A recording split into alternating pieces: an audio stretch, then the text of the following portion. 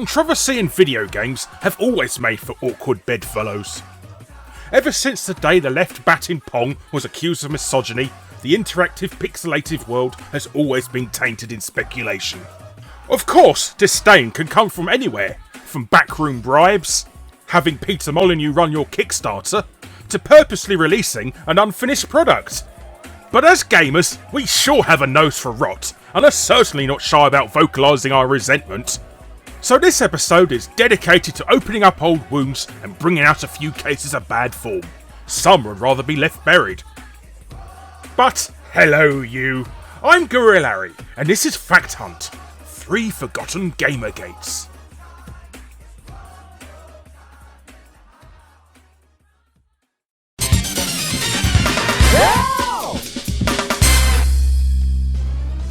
Let's start off with one of the very first cases of gaming underhandedness, Konggate. But we're not talking about Donkey Kong, nor its strangely officially Nintendo licensed rip-off, Crazy Kong, but Crazy Kong, which is spelled with a K instead of a C. The home computer rip-off of an official rip-off of an arcade game for the ZX81 and the Spectrum, if that makes any sense. Now, Crazy Kong, spelled with a K, was being developed by the small Cheshire-based publisher C-Tech, spelled with a C, who were so excited about getting their Donkey Kong clone out before any official release that they spammed several magazines for months with wildly exciting features to their game, such as having a high-res gorilla, a running and jumping man, and most perplexingly, the game being 100% in machine code, which is the equivalent of telling someone you're a professional Photoshop artist who only uses Microsoft Paint. But these impressive claims were enough to entice thousands to pre-order the game from C-Tech. However, shortly after the release of Crazy Kong, which was mail order only, 80s stalwart Computer and Video Games magazine started receiving letters from angry buyers complaining that the game, so hyped up to them, was not only completely full of bugs, which was quite possibly one of the first ever mass reports of game-breaking glitches in a game, but the whole advert was entirely misleading to begin with. C-Tech had obviously realised they overestimated their programming skills of announcing a fully working 16K Spectrum port, by instead making a much more powerful 48K version of the game, and to avoid fraudulent advertising laws, dumps the unfinished, barely working 16K version at the end of the tape, with the majority of the levels and features missing. No high-res gorilla for the 16K plebs then, it seems. However, seeing increasingly more and more complaints coming on a monthly basis about Crazy Kong and other C-Tech software, CVG sniffed a story here. First of all, they tried the game for themselves, only to be dumbfounded that the game itself asks you to restart the game with caps lock on, as the game wouldn't run in lowercase. So C-Tech went to the effort of creating a screen in the game for that, rather than add a simple single line of code that made the computer do it itself. And when the game finally did load, they noticed that the amazing features in the game, like the running and jumping man, didn't jump at all. The entire game was a poorly programmed wreck. CVG approached C-Tech to explain the situation, whom were less than enthusiastic about the accusations, pompously palming off customers' complaints as, "You can't please people all of the time," as if anyone has ever been pleased to receive a broken game. Then decided to threaten CVG, saying if they posted the letters of complaint, they would never again advertise in their magazine. Suffice to say, C-Tech did remain true to their word and never place an advert in CVG ever again. But then again, that wasn't really much of a threat considering they'd never previously placed any beforehand, and declared bankruptcy later that same year.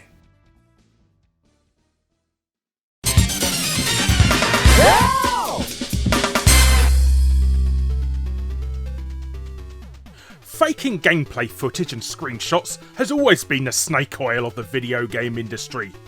From the scummy practices of using screenshots from 16-bit games to advertise 8-bit games, to pre-rendered footage in modern trailers. Lying to customers has always been the first line of offence in Gamergates.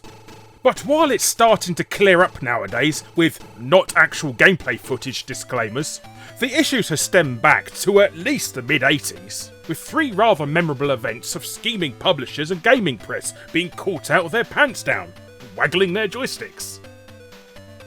Everyone's favourite nationality confusing publisher, US Gold, were one of the earliest offenders, when they revealed a preview image of their Spectrum port of arcade classic Outrun in the December '87 issue of Your Sinclair magazine.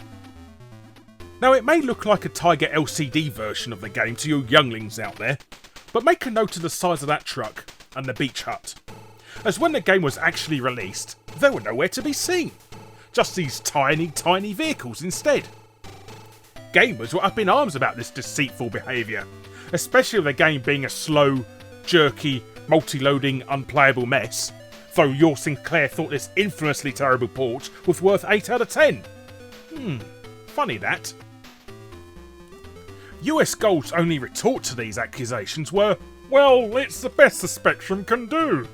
Which would have been widely accepted if it wasn't for the fact Ocean's port of Chase HQ completely annihilated it in every single aspect. US Gold, however, got their own back from Ocean's humiliation by literally stealing Ocean's entire ending graphics to Chase HQ and plastering it as the ending to their specky port of Outrun Europa. And, coincidentally, Outrun Europa was also guilty of bullshotting. US Gold spared no expense at hiring a 6-year-old to come up with these blatantly fake screenshots of the game in Your Sinclair's review of the title, whom so happened to give this piece of excrement 83%. Are we seeing a pattern here? But, despite claiming the graphics are big and dead colourful in the game, the final release of the title was completely in monochrome. So Your Sinclair were either talking completely out their arse, or they had played a different version of the game. What's even more bizarre is US Gold purposely gimped their game to be in black and white. The colorisation is still in the game's code and can be activated from a simple poke, as discovered by Dean Swain a few years ago. Why US Gold intentionally made their game look like arse will forever remain a mystery, though the game does look like it's been puked on by a rainbow with the code on, so that could be the reason.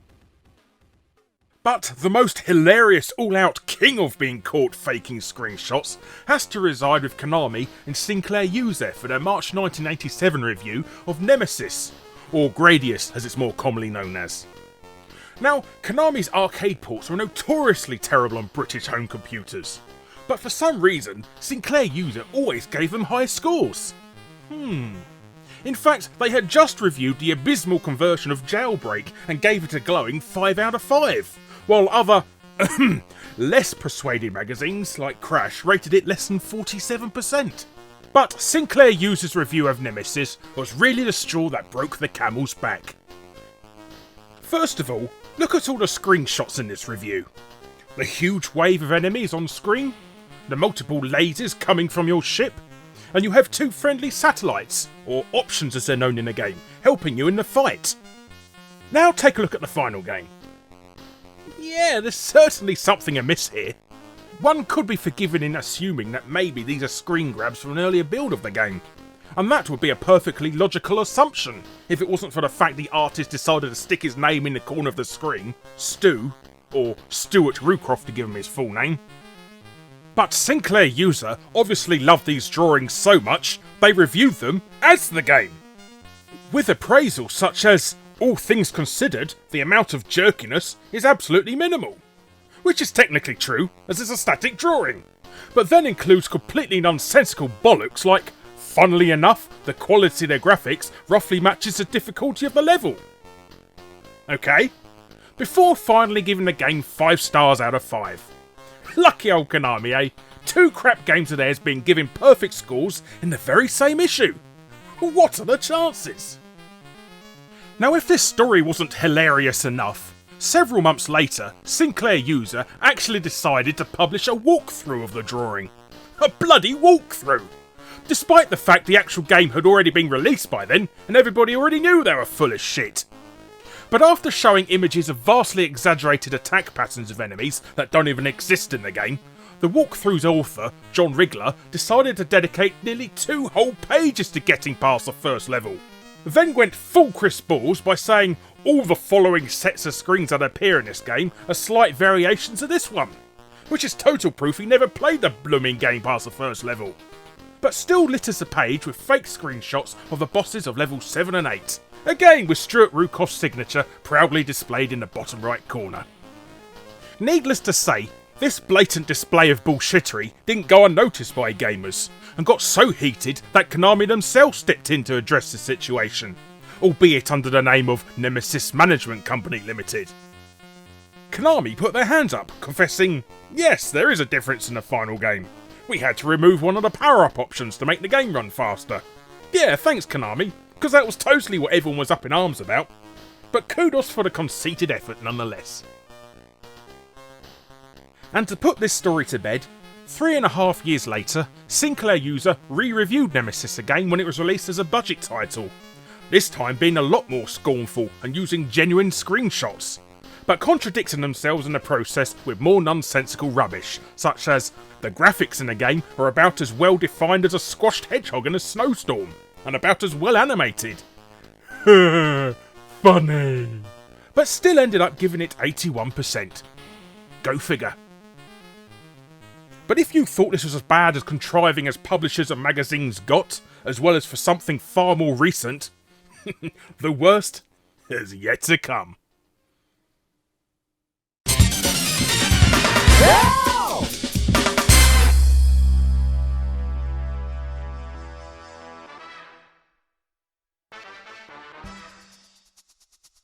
And what better way to round up this trilogy than the game that coined the phrase to gaming in the first place?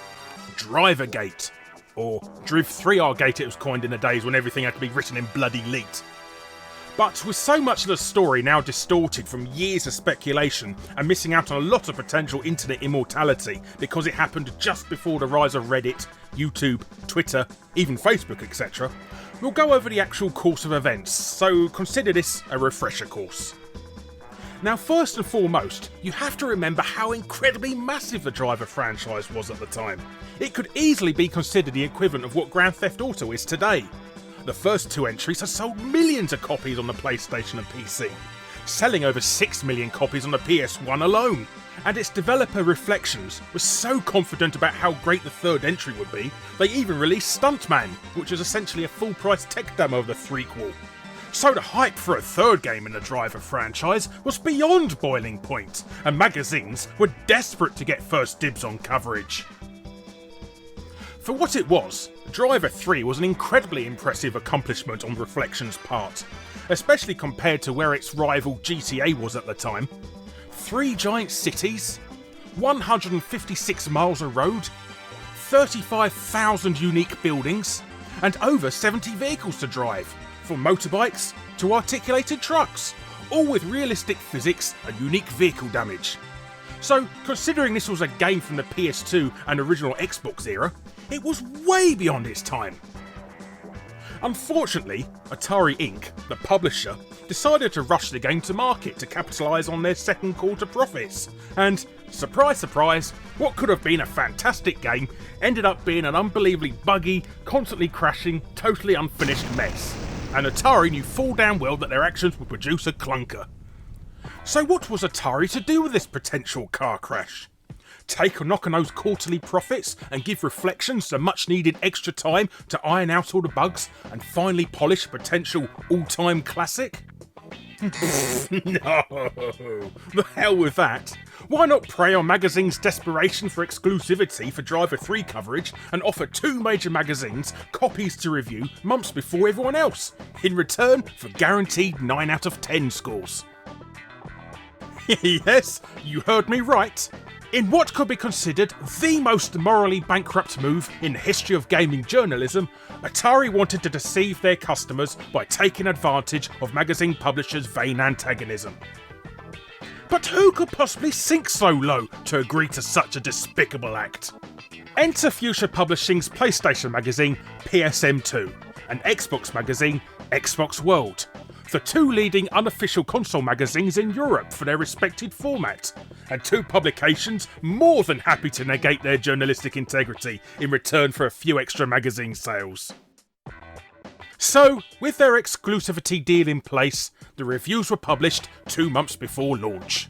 Both magazines received record sales for that issue, and unbeknownst, gamers everywhere could sigh in relief that with a score of 9 out of 10, Driver 3 was going to be a game that lived up to its hype. Then Driver 3 was released to the public.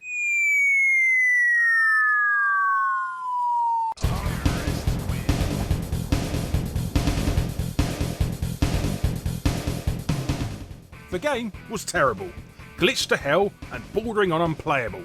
It was blatantly apparent that Driver 3 had been rushed to retail, and with other publications, including Eurogamer, Game Central and even Future's own Edge, go away Tim, giving far more accurate scores of 3 out of 10, gamers realised the unthinkable, that PSM2 and Xbox World had outright lied to them. But why? So, utterly betrayed and pissed off, they took to Future's Games Radar forums in droves to vent their collective spleens. Stunned by the anger, Future didn't know what to do with this mass bombardment of accusations. They had never seen such a backlash in their entire history. So, in a pure idiotic display of damage control, started to delete threads, demote long-time moderators and block posters' complaints en masse. This only infuriated readers even more, so, unintimidated, new accounts kept opening and new posts kept appearing. It was apparent that Drivergate was here to stay. Threads were becoming so heated, questioning Future's integrity, that Xbox World's deputy editor, Nick Ellis, finally stepped in on the conversations to address the situation, backpedaling with, "It's a great game, and we stand by the review." Perhaps 9 was a little too enthusiastic. Perhaps. But then attacked Game Central's 3 out of 10 score as being just plain rubbish, before deciding to throw his colleagues at the official Xbox magazine under the bus by questioning why no one was attacking their 8 out of 10 score for Shadow Ops. For the record, Shadow Ops scored 61% on average, according to Metacritic. Now, you're probably asking, where was Atari when all of this was happening? Their reputation was being dragged through the mud too, just as much as Future's. So, did they do the honourable thing and come clean? Did they even offer deceived customers compensation, or even a refund? Again, no.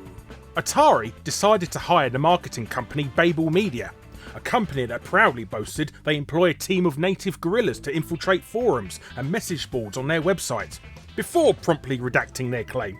God bless Google Cache. Unfortunately, Babel's guerrilla tactics were lousy at best. They stuck out like a sore thumb, creating new accounts that only ever posted in Driver 3 threads and were always replies to negative comments. Accusations that 2 accounts in particular, King Chopper and Billywigs, were shills, and after heated arguments with one of the forum moderators, 8 Hours, who backtraced their IPs to Babel Media's own offices, they reluctantly, kind of, but didn't admit they were under contract for Babel, only admitting that they were employees of theirs, but they worked for another division and were defending the game under their own volition. What did Future do for this second wave of scandal? They deleted every thread ever mentioning it, citing it may be considered libel. So, ultimately, what did become of this mass exposure of a publisher's deception and a complete destruction of journalism ethics? Well, the trick had somewhat paid off for Atari initially. Driver 3 shot straight in at number 1, selling 150,000 copies on the first day in the UK alone. But after the Drivergate scandal and terrible review scores caught up with it, Driver 3 sequentially only managed to rake in 760,000 units worldwide. The game was only ever partially patched for the Xbox version, and couldn't be patched at all for the PS2 port, and the PC port ended up being delayed until a year later. And as for Future, well, PSM and Xbox World both closed on December 12, 2012, but that was really due to no one buying gaming mags anymore. But amazingly, they had managed to do the unthinkable on the internet and deleted nearly all traces of the incident, even annulling transcripts on archive.org and Google Cache. Heck, there's not even an article about Drivergate on Wikipedia, and all mentions of it ever appearing on the actual Driver 3 wiki page have always been reverted, short of a single comment in the talk page from 2008 questioning why there's nothing about it there. In fact, the only reason the majority of this info and evidence still exists is thanks to Stuart Campbell's tireless effort to archive these events, which is where the majority of this research comes from. So, thanks Stu. So, Drivergate simply disappeared, and the main reason why a lot of you have never even heard of this event until now. In fact, even after a decade, this is the very first video on YouTube to even talk about it. So, if there ever was a moral to these stories, it's the only review and opinion you can ever 100% trust in this world is your own. Well, unless you happen to be Angry Joe.